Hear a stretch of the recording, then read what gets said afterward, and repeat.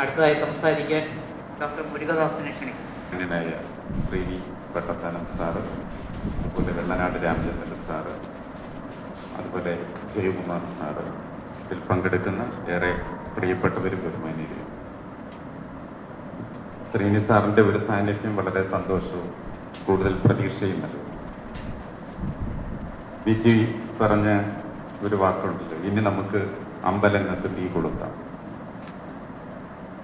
അതിനേക്കാളും നമുക്ക് പറ്റിയത് നമുക്കിനി പഴയ അറിവുകൾക്ക് തീ കൊളുത്താം. ഈ കേരള സമൂഹം രണ്ട് തരത്തിൽ പോയിക്കൊണ്ടിരിക്കും. ആർട്ടിഫിഷ്യൽ ഇൻ്റലിജൻസിൻ്റെ സാധ്യതകളെ പ്രയോജനപ്പെടുത്തിക്കൊണ്ട് ഒരു തലമുറ അറിവിൻ്റെ കൊടുമുടികൾ കീഴടക്കും കേരളം. മറ്റൊരു തലമുറ ശുദ്ധി അശുദ്ധിക്ക് വേണ്ടി പോരടിച്ചുകൊണ്ടിരിക്കും. ഒരുപക്ഷെ ലോകത്ത് ഇത്രയും വിരോധാഭാസമുള്ള ഒരു സമൂഹം ഉണ്ടാകുമോ എന്ന് എനിക്ക് വലിയ സംശയമാണ്. ഒന്നുകിൽ നിങ്ങൾ ഒരു വഴിക്ക് പോകും, ഇല്ലെങ്കിൽ നിങ്ങൾ മറുവഴിക്ക് പോകും. ഇതല്ല, ഒരറ്റത്ത് ശാസ്ത്രത്തിൻ്റെ ഏറ്റവും ഉയർന്ന തലത്തിൽ, മററ്റത്ത് അന്ധവിശ്വാസത്തിൻ്റെയും അനാചാരത്തിൻ്റെയും പടുകുഴിയിലേക്ക് ഒരു സമൂഹത്തെ ഒന്നോട് വലിച്ചു കൊണ്ടുപോകുവാൻ നടക്കുന്ന ഒരു സാഹചര്യത്തിൽ സ്വതന്ത്ര ചിന്തകർക്കൊന്നേ ചെയ്യാൻ പറ്റുള്ളൂ. പഴയതിനെ തീ കൊളുത്തിക്കൊണ്ട് ഇനി മുമ്പോട്ട് പോകാൻ കഴിയും. ഈ പഴയതിനെ താലോലിച്ചുകൊണ്ടും അതിന് മനസ്സിൻ്റെ ഹൃദയത്തിൻ്റെ ഒരു കോണിൽ ഒളിപ്പിച്ച് വെച്ചുകൊണ്ടും നമുക്ക് മുന്നോട്ട് പോവുകയാണെങ്കിൽ അപകടകരമാണ്. ഈ ഒഴുക്കിനനുസരിച്ച് നീന്തുകയല്ല സ്വതന്ത്ര ചിന്തയുടെ ഒരു പോക്ക്. ആ ഒഴുക്കിനെ മറികടന്നു കൊണ്ട് പോകലാണ്. ലോകത്തിൽ ഇത്തരം ചിന്തകൾ വളർന്നു വന്നത് ഒഴുക്കിന് എതിരായി നീന്തിക്കൊണ്ടും അതിനെതിരായി ചിന്തിച്ചുകൊണ്ടും അതിൽ നിന്ന് പുതിയ അറിവുകൾ നിർമ്മിച്ചുകൊണ്ടും അത് പൊതുസമൂഹത്തിന് നൽകിക്കൊണ്ടുമാണ് മുന്നോട്ട് പോയത്. നമ്മൾ സ്വതന്ത്രമായി നിഷ്പക്ഷമായി സ്വയം വിമർശനത്തോടുകൂടി നമ്മളെല്ലാവരും, യുക്തിവാദ പ്രസ്ഥാനത്തിൽ നിൽക്കുന്ന എല്ലാവരും ചിന്തിക്കേണ്ടത് നമുക്കത് കഴിയുന്നുണ്ടോ എന്നതാണ്. ഏറ്റവും സങ്കടകരമായ കാര്യം, പ്രതികരണമില്ലാത്ത ഒരു സമൂഹം. കഷ്ടമെന്നേ പറയാൻ കഴിയുള്ളൂ. ഒരു കാലത്ത് ഏതെങ്കിലും ഒരു രാഷ്ട്രീയ പാർട്ടിയുടെയോ ഏതെങ്കിലും ഒരു സാംസ്കാരിക നേതാവോ ഈ ജീർണതയ്ക്കെതിരെ എന്തെങ്കിലും ഒന്ന് മിണ്ടുന്ന സ്വഭാവം ഉണ്ടായിരുന്നു. ഇപ്പം അതെല്ലാം രാത്രിയിൽ ചാനലുകളിൽ വന്നിരുന്നു വായി തോന്നിയ അസത്യങ്ങൾ വിളിച്ചു പറഞ്ഞിട്ട് പരസ്പരം കലഹിക്കുകയും അത് കണ്ട് നിർവൃതി അടഞ്ഞ് കിടന്ന് ഉറങ്ങുകയും ചെയ്യേണ്ട മലയാളിയുടെ ഗതികേട് കഷ്ടം. നമ്മുടെ ഈ തിരുവനന്തപുരത്തെ ഒരു സർവകലാശാലയിലെ ഒരു ഗവേഷണ വിദ്യാർത്ഥിയോട് തൻ്റെ അധ്യാപിക പറഞ്ഞ വാക്ക്, നീ താണ ജാതിയിൽപ്പെട്ടത് കൊണ്ട് നിനക്ക് സംസ്കൃതം പഠിക്കാൻ അവകാശമില്ല എന്ന് പറഞ്ഞത് 2025 സാർ.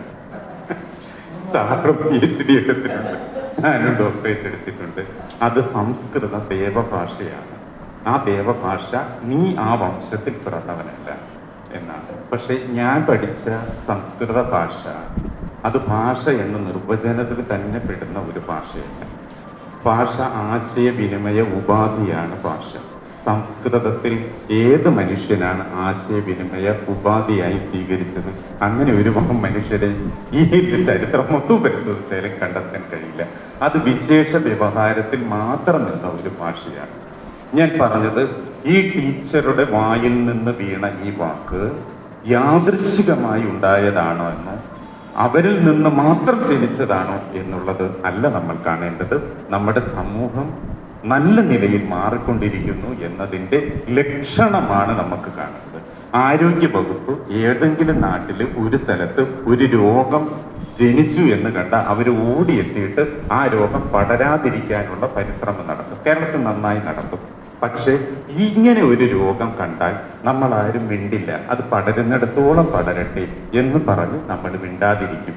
എന്തിനാണ് നമ്മൾ വെറുതെ സംസാരിച്ച് പ്രശ്നമുണ്ടാക്കാൻ പോകുന്നത് എന്നാണ് നമ്മൾ പറയുന്നത്. മറ്റൊന്ന്, ഒരു യുവാവ് പഠിച്ച് അവനൊരു ജോലി വേണമല്ലോ. നമ്മുടെ നാട്ടിലെ ടെസ്റ്റ് എഴുതി ജോലി കിട്ടി, ഇൻ്റർവ്യൂവിന് പാസ്സായി. അവൻ ജോയിൻ ചെയ്യാൻ ചെന്നപ്പോൾ പറഞ്ഞത്, നിനക്ക് ഇവിടെ ജോയിൻ ചെയ്യാൻ കഴിയില്ല, കാരണം നിന്റെ സമുദായത്തിന് ചെയ്യാൻ പറ്റുന്ന ജോലിയല്ല. ഇത് പറഞ്ഞത് കൂടൽ മാണിക്യം എന്ന് പറയുന്ന ക്ഷേത്രത്തിൻ്റെ അധികാരികളാണ് പറയുകയും ആ യുവാവ് ഹൃദയം തകർന്നുകൊണ്ട് ആ പടി ഇറങ്ങുകയും ചെയ്തത് കേരളത്തിലാണ്, നവോത്ഥാന കേരളത്തിലാണ് ശ്രീനിസാർ ഇതും സംഭവിച്ചത് എന്നുള്ളതാണ്. ഒരു ചോദ്യം വിശ്വാസികളോടൊരു ചോദ്യം ചോദിച്ചോട്ടെ. നിങ്ങൾ ആ വിശ്വാസികൾ വിശ്വസിക്കുന്ന ദൈവം നീതിമാനാണെങ്കിൽ ആ ദൈവം അവിടെ ഇനി ഇരിക്കുമോ? ആ യുവാവിന്റെ കൂടെ ഇറങ്ങിപ്പോയിട്ടുണ്ടായിരുന്നു. ഇനി അല്ല, അതിനകത്ത് ആ ഒരു ദൈവം ഇരിക്കുന്നുണ്ടെങ്കിൽ ആ ദൈവത്തെ എങ്ങനെ നീതിമാനെന്ന് നമുക്ക് വിശേഷിപ്പിക്കാൻ കഴിയും? അങ്ങനെയാണെങ്കിൽ സങ്കടം പറഞ്ഞുകൊണ്ട് ചെന്ന് ആരാധന നടത്തുന്ന ഈ ഭക്തർ ചിന്തിക്കേണ്ട ഒരു വലിയ കാര്യമാണ്, ദൈവം നീതിമാനാണോ? നീതിമാനാണെങ്കിൽ കൂടൽമാണിക്യ ക്ഷേത്രത്തിൽ ഇനി ഒരു ദൈവം ഇല്ല എന്ന് പറയേണ്ടി വരും. മറ്റൊരു പെൺകുട്ടി ഒരു ഷൂട്ടിങ്ങിന്റെ ഭാഗമായിട്ട് ചെന്ന് ഒരു അമ്പലക്കുളത്തിൽ ഒന്ന് കാല് കഴുകിയതോടുകൂടി അശുദ്ധിയായി എന്നാണ് പറയുന്നത്. ശുദ്ധി, ഈ അശുദ്ധി എന്ന് പറയുന്നത് എവിടെയാണെന്ന് ചിന്തിക്കുമ്പോഴാണ് അത്ഭുതപ്പെടുന്നത്. അത് ശ്രീകൃഷ്ണന്റെ സ്ഥലത്താണ് ഈ പെൺകുട്ടിക്ക് അശുദ്ധി വന്നു പോയത്. ഈ ശ്രീകൃഷ്ണന്റെ ഈ അവതാരം ഒന്ന് മാറ്റിവെച്ചിട്ട് ഈ ശ്രീകൃഷ്ണനെ കുറിച്ച് നമുക്ക് സാമാന്യ ബോധത്തിൽ ഒന്ന് ചിന്തിച്ചു നോക്കൂ. യദുവംശനായകൻ എന്നാണ്, എന്ന് പറഞ്ഞാൽ അധസ്ഥിതനാണ്, ശ്യാമമേഘ വർണ്ണൻ, കറുത്ത നിറമുള്ളവന്, ഗോക്കളെ മേച്ച് നടന്നവനാ, കാല് മേച്ച് നടന്നവനാണ്, വളർന്നത് സ്ത്രീകളുടെ കൈകളിൽ കിടന്ന് വളർന്നവനാണ്. അവന് എത്ര അമ്മമാര് പാല് കൊടുത്തു എന്ന് നോക്കിയാൽ ചിന്തിക്കേണ്ടിയിരിക്കുന്നു. അവൻ പെൺകുട്ടികളുടെ ചേല കവർന്നു കൊണ്ടുപോയവനാണ്. അതുപോലെ ചേല നഷ്ടപ്പെട്ട ഒരു പെൺകുട്ടിക്ക് ചേല പകർന്നു കൊടുത്തവനാണ് ശ്രീകൃഷ്ണൻ. ആ ശ്രീകൃഷ്ണൻ 16,008 ഗോപികമാരുടെ മനസ്സിൽ ഉൾപ്പുളകങ്ങൾ തേടിയ ശ്രീകൃഷ്ണൻ സുഗതകുമാരി ടീച്ചറുടെ കൃഷ്ണ നീ എവിടെ എന്ന് ചിന്തിക്കുമ്പോൾ ഇന്ത്യയിലെ എത്രയോ എഴുത്തുകളിൽ, കൃതികളിൽ, സാഹിത്യങ്ങളിൽ, കവിതകളിലെല്ലാം ഒരിക്കലും കെട്ടടങ്ങാത്ത പ്രണയത്തിന്റെ ഉദാരതയായി നിൽക്കുന്ന ആ കൃഷ്ണ സങ്കല്പം, ഞാൻ പറഞ്ഞു ഈശ്വരത്വം ഒന്ന് മാറ്റി വെച്ചിട്ട് നോക്കൂ. ആ കൃഷ്ണൻ എപ്പോഴാണ് സ്ത്രീ വിദ്വേഷിയായത് എന്ന് നമുക്ക് മനസ്സിലാകത്തില്ല. സ്ത്രീ വിദ്വേഷിയാണ്. ഒടുവിൽ എന്തു പറ്റുന്നു കൃഷ്ണന്? ഒരു കാട്ടാളന്റെ അമ്പേറ്റ് കൃഷ്ണൻ മരിച്ചു വീഴുകയാണ്. ആ ദ്വാരക പ്രളയത്തിൽ മുങ്ങിപ്പോവുകയാണ്. ഗാന്ധാരിയുടെ ചോദ്യങ്ങൾക്ക് മുമ്പിൽ നിസ്സഹായനായി ദൈവം നിന്നു. മാരാരുടെ ഭാരത പര്യടനം വലിയ ചിന്താ വിഷയമാകുന്നത് ഇവിടെയൊക്കെയാണ്. അർജുനനോടും ആ കൃഷ്ണനോടും യാചിക്കുന്നത് കയ്യിലിരിക്കുന്ന ഒരു പിഞ്ചു കുഞ്ഞിന്റെ ജീവന് വേണ്ടിയാണ്. നിസ്സഹായനായി നിന്നത് ദൈവമാണോ? കൃഷ്ണൻ എന്ന് പറയുന്ന അതിസൂത്രശാലിയായ, തന്ത്രശാലിയായ ഒരു രാജകുമാരനാണോ? ഒടുവിലെല്ലാം തകർന്നു പോകുന്നില്ലേ? അപ്പോ ആ ശ്രീകൃഷ്ണൻ, ഈ ഗോപികമാരുടെ മനസ്സിൽ ജീവിച്ച ഈ കൃഷ്ണൻ, രാധ എന്നും തേടിയിരിക്കുന്നു. രാധമാര് എല്ലാ സ്ത്രീകളുടെയും എല്ലാ പെൺകുട്ടികളുടെയും മനസ്സിൽ, എല്ലാ പ്രണയികളുടെയും മനസ്സിൽ ഒരു രാധ ജീവിക്കുന്നു എന്നാണ് വിശ്വസിക്കുന്നത്. ആ കൃഷ്ണൻ എങ്ങനെയാണ് ഒരു പെൺകുട്ടിയൊക്കെ അശുദ്ധയായി മാറുന്നത്? കൃഷ്ണൻ ഒരിക്കലും ഒരു പെൺകുട്ടിയുടെയും അശുദ്ധി ഉണ്ടാകില്ല. അങ്ങനെയെങ്കിൽ ഇവിടെ ആർക്കാണ് അശുദ്ധി ഉണ്ടായത്? ആ അശുദ്ധി ഉണ്ടാകുന്നത് തന്ത്രികൾക്കാണ്. ഇവിടുത്തെ പൗരോഹിത്യത്തിനാണ് അശുദ്ധി വരുന്നത്. അതുകൊണ്ടാണ് കെ രാധാകൃഷ്ണന്റെ കയ്യിൽ നിന്ന് വിളക്ക് വാങ്ങാതെ തറയിൽ വയ്ക്കാൻ പറഞ്ഞത്. മന്ത്രിക്കാണ് ഉണ്ടായത് അനുഭവം. കേരളത്തിൽ അശുദ്ധി എവിടെയിരിക്കുന്നു? നമുക്കൊന്നേ പറയാനുള്ളൂ, നിരക്ഷരത്വം എന്ന് പറയുന്ന ഒന്നുണ്ട്. തന്ത്രിക്കും നിരക്ഷരത്വം ഉണ്ടാകാം. നിരക്ഷരത്വം എന്ന് പറഞ്ഞാൽ വായിച്ചെടുക്കാൻ കഴിയാത്ത അവസ്ഥ. അപ്പൊ അവരൊക്കെ മന്ത്രം ചൊല്ലുന്നതോ യേശുദാസിന്റെ പാട്ട് പാടാൻ നിരക്ഷരനും കഴിയും. വേദങ്ങളുടെ നാട്ടില് EMS-ഉം BT-യും ഒക്കെ ഈ വേദങ്ങളെ കുറിച്ച് എഴുതി വെച്ചിട്ടുണ്ട്. മന്ത്ര ഹൃദയസ്ഥമാക്കുകയാണ്. അതിന് അക്ഷരജ്ഞാനമൊന്നും വേണ്ട, കേട്ട് ഹൃദയസ്ഥമാക്കി ചൊല്ലിക്കൊണ്ടിരുന്നാൽ മതി. ഇവർ എവിടത്തെ ബുദ്ധിമാന്മാരാ?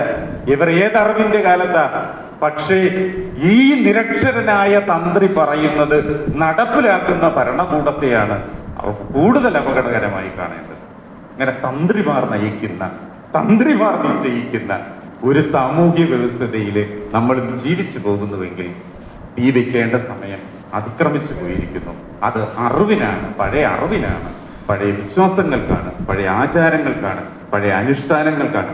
അതിന് തീ വെച്ചുകൊണ്ടേ ഈ പുതിയ ലോകത്തെ, പുതിയ തലമുറയെ നമുക്ക് ശാസ്ത്രത്തിന്റെ പുതിയ വഴികളിലൂടെ നമുക്ക് കടത്തിവിടാൻ കഴിയുള്ളൂ. ജീർണതയെ വഴിമാറി കൊടുക്കുക തന്നെ വേണം എന്ന് മാത്രം പറഞ്ഞുകൊണ്ട് നല്ല കൂട്ടായ്മകൾ ഇനിയും ഉണ്ടാകട്ടെ. സലീം സാറിന്റെ പങ്കാളിത്തം ഓർമ്മപ്പെടുത്തുന്നത് ഈ പുതിയ കെട്ടകാലത്ത് ഇത്തരം നല്ല ചിന്തകളുള്ള മനുഷ്യരെ ചേർത്ത് നിർത്തുവാൻ നിങ്ങൾ എല്ലാവരും ആത്മാർത്ഥമായി പരിശ്രമിക്കണമെന്ന് പറഞ്ഞുകൊണ്ട് മാത്രം നിർത്തുന്നു. നന്ദി.